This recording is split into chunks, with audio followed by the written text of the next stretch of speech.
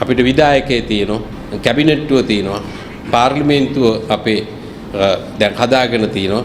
ඒ නිසා මේ දැන් අයවැය ගත්තොත් ඒ අයවැයේ තියෙන මුදල් අපි ඒක බිම් මට්ටමට ඒ ප්‍රතිලාභ ලබා දීමට ඒ අයවැය පාවිච්චි කළ යුතුයි. ඒකට මේ පළාත් පාලන පළාත් සභා ප්‍රාදේශීය සභා අවශ්‍යයි.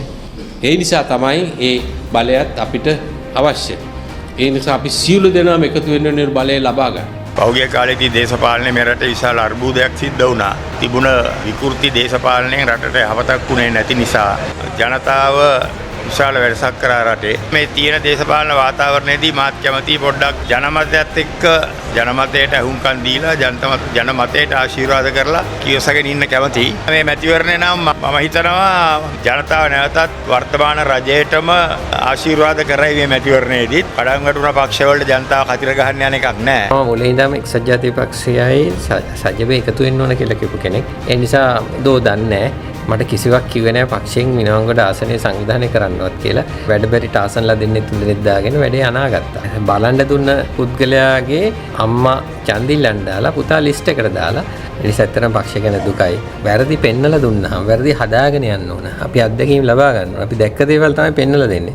ඒවා ඇහුම්කන් දෙන්න අකමැති. ලයනු කීපයක් ඉන්නවා. ඉතින් ওই ලයනුත් එක්ක මේක ගමන යන්න බැරි වෙනවා.